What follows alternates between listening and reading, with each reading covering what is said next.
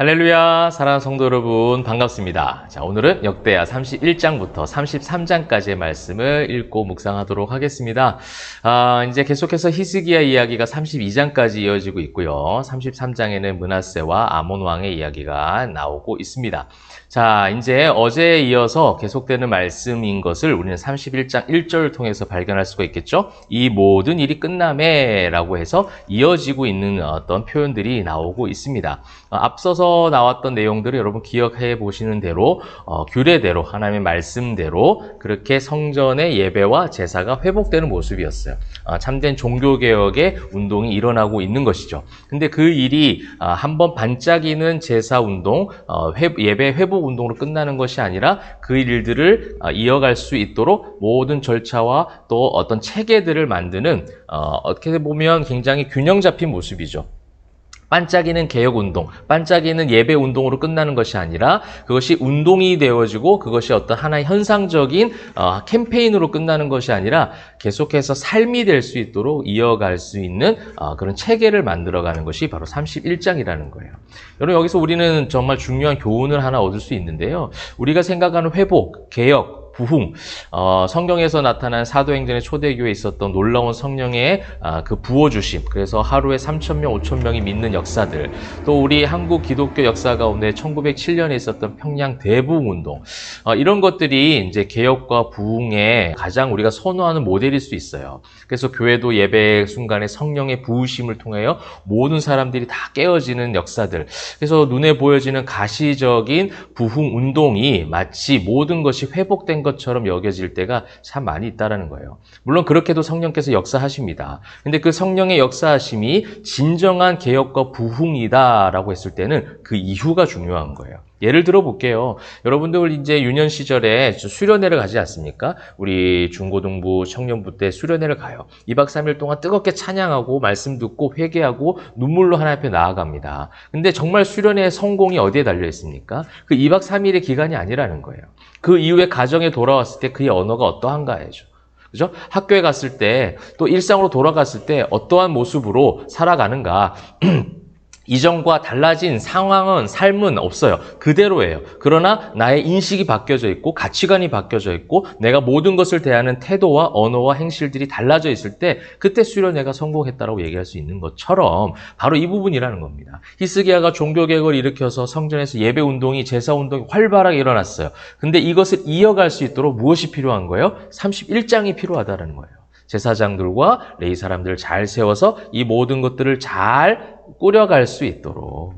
그래서 여러분들이 주일 예배 가운데 은혜를 받았으면 그 은혜를 받은 것이 어디서부터 확인이 되어집니까? 월, 화, 수, 목, 금, 토의 일상의 삶 가운데 그것이 반드시 나타나야 되고 드러나야 한다는 거예요. 거기서 우리 예배가 성공했다고 얘기하는 것이지 주일 공예배 그 1시간 11시부터 12시 그 1시간의 시간 동안 마음에 어떤 감동을 받은 것, 어떤 기쁨이 있었던 것, 눈물을 흘렸던 것, 감정적 동요가 일어난 것, 그것으로 예배가 성공했다라고 단정 지을 수 없다라는 겁니다. 일상 가운데 그 주시 감동이 계속해서 이어져서 나의 삶이 바뀌어져 가고 나의 삶의 체계를 말씀의 기초 위에 점점점 세워가는 그런 모습으로 이어진다면 그 주일 예배가 성공했다라고 말할 수 있는 거겠죠. 그것처럼 히스기야는 31장에 그렇게 종교적 개혁이 건강하게 이어갈 수 있는 그 정치적 여러 가지 미션들을 계속해서 이어가고 있고요. 그 흐름은 32장에도 드러나고 있어요. 이 모든 충성된 일을 한 후에 계속해서 이어져 있죠. 여러분, 신앙은 이렇게 계속해서 이어져 가야 되는 거예요. 한순간에 반짝이는 현상으로 끝나는 것이 아니라 계속해서 이어지는 거예요. 31장 1절에 이 모든 일이 끝남에 이 일들을 감당했고 32장에 이 모든 충성된 일을 한 후에 어떤 일이 있었느냐, 어떠한 정치적 활동을 했느냐, 아수르 왕 사네립이 쳐들어오는, 침략해 들어오는 그 일들을 통해서 무엇이 지금 회복되었냐면요. 5절 이에요. 히스기야가 힘을 내어 무너진 모든 성벽을 보수하되 망대까지 높이 쌓고 또 외성을 쌓고 다윗성의 밀로를 견고하게 하고 무기와 방패를 많이 만들고 군대 지휘관들을 세워 백성을 거느리게 하고 성문 광장에서 자기 앞에 무리를 모으고 말로 위로하여 이르되 무엇을 쌓았습니까? 성벽을 지금 보수하고 있어요. 여러분 종교적인 개혁, 그 안에 나라의 모든 무너졌던 예배와 제사의 문화를 바르게 세워갔는데요. 이제 뭐예요? 이것을 지킬 수 있는 성벽도 필요한 거예요. 다윗이 군대 장관들, 군대 리더들도 잘 세웠지만 무엇도 세웠습니까? 예전에 우리가 봤던 것처럼 하나님을 찬양하는 자들, 예배하는 레위인들을 잘 세웠잖아요. 이 두 가지 균형이 중요하다라는 거예요. 성전의 모든 것들을 다 이제 개혁시키고 제사가 회복되었어요. 예배가 회복되었어요. 그런데 이것을 지키려면 무엇이 필요한 거예요? 침범에 들어오는 외세 침략을 막을 수 있는 성벽 보수가 필요하다는 거예요. 결국 이것은요, 70년 포로기가 지나고 에스라, 느헤미야 시대를 살아가는 후손들에게 필요한 말씀이 되었지 않습니까? 에스라가 성전을 재건했습니다. 에스라 시대에 성전이 세워졌습니다. 근데 그 이후에 약 100여 년의 시간이 지나가면서 계속해서 어려운 일들 당하는 거예요. 뭔가 좀 쌓으려고 하면 외세 침략으로 인해서 계속 고통을 당하는 거예요. 그 고통과 아픔을 들었던 느헤미야가 기도하던 중에 하나님 앞에 사명을 받고 무엇을 하러 갑니까? 성벽 재건하러 가지 않습니까? 이것이 중요한 건강한 신앙적 균형이라는 겁니다. 사랑하는 성도 여러분, 여러분들이 예배 가운데 은혜 받는 거 너무나도 권면하고 싶고 기도합니다. 그 예배 시간에 그럼 은혜를 받았다면 그 은혜 받은 것이 일상 가운데 이어질 수 있도록 계속해서 일상의 예배자로 살아가는 거예요. 준비해야죠. 그죠? 매일의 묵상, 이 말씀을 읽으시면서 영상을 시청하면서 계속해서 성벽을 쌓아 올리셔야 됩니다. 이 나의 신앙을, 주님께서 나에게 선물로 주신 이 신앙을 지켜갈 수 있도록 성령의 도우심을 통하여 계속해서 성벽을 쌓아가는 거예요. 그 성벽을 쌓는 것은 어떻게 보면 말씀 읽는 시간이 될 수도 있겠고 찬양하는 시간이 될 수도 있겠고요. 신앙인들 간의 교제도 이루어질 수 있겠고 성경 양육을 받을 수도 있겠고요. 수많은 일상 가운데 하나님과의 교통함을 계속해서 이어가는 것이죠. 그렇게 성벽을 쌓고 방패를 많이 만들고 준비를 해서 했지만 결국엔 또 뭐예요? 이 이스라엘 백성들이 막 두려워하는 마음들이 생기는 거예요. 내부에 동요가 일어나는 거죠. 왜냐하면 너무 강해 보이는 군대가 침략해 들어왔기 때문에. 그래서 여러분 에스라, 느헤미야 성경을 가서도 여러분 보시겠지만 계속해서 내부적인 마음의 동요함들이 있어요. 흔들림이 있어요. 이 어려운 일들을 해가는데 외부에서 이야기하는 그 여러 가지 말들 때문에 용기가 또 없어지기도 하고 또 의욕이 상실되기도 하고 이것이 이제 사단이 주는 어떻게 보면 공격이죠. 그러한 가운데 20절, 21절에 보시게 되면 히스기야 왕과 이사야가요 하나님을 향하여 부르짖어 기도합니다. 하나님 부르짖고 기도할 때 하나님께서 이기게 하시는 역사가 있는 것이죠. 여러분 사단이 주는 그 속삭임, 사단이 말하는 그 의욕을 상실하게 하고 패배주의에 빠지게 하는 그 사단의 속삭임에 귀 기울이지 마시고요.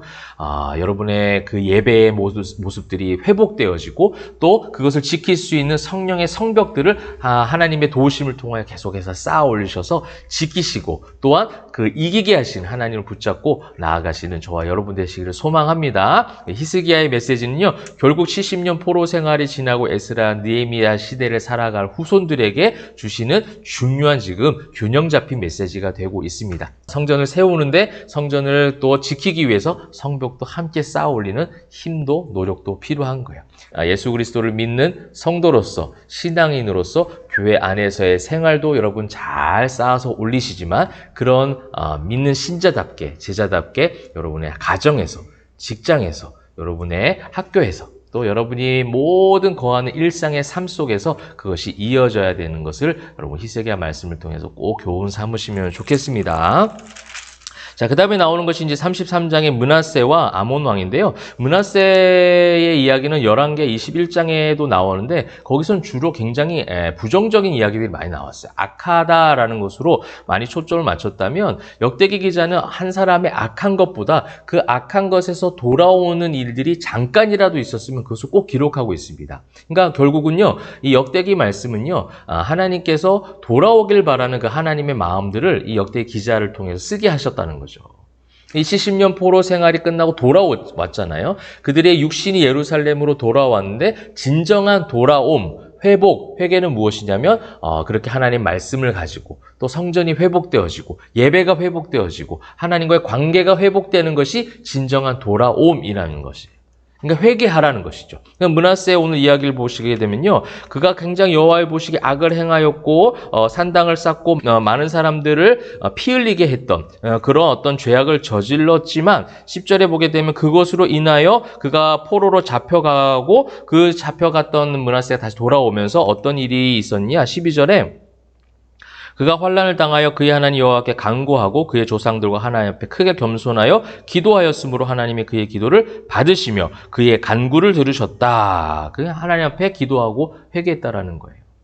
여러분, 이것은 열왕기하에 나오지 않는 기록입니다. 그러니까 하나님은 아마 므낫세 55년의 그 최장 기간 통치한 왕이거든요. 이 기간 가운데 아주 잠깐 이런 일이 있었는지도 모르겠어요. 확실하게 알 수는 없지만 이것을 역대기 기자가 왜 굳이 기록을 했을까?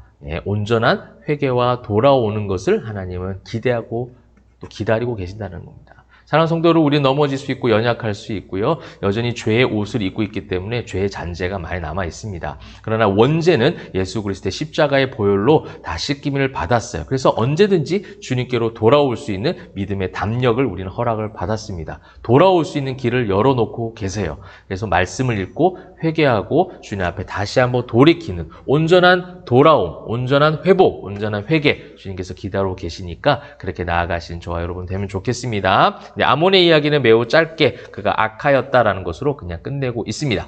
자, 사랑하는 성도 여러분, 오늘 히스기야의 말씀을 우리가 이제 마무리하면서 균형 잡힌 건강한 신앙의 모습들이 필요하겠죠. 종교 개혁만 일어난 것이 아니라 그 종교 개혁을 계속해서 이어갈 수 있는 정치적인 개혁도 함께 이루어가는 것을 볼 수가 있었습니다. 성전이 보수되는 것으로만 끝난 것이 아니라 성벽도 보수를 해야죠. 외세 침략을 막으려면 그것도 필요한 거예요.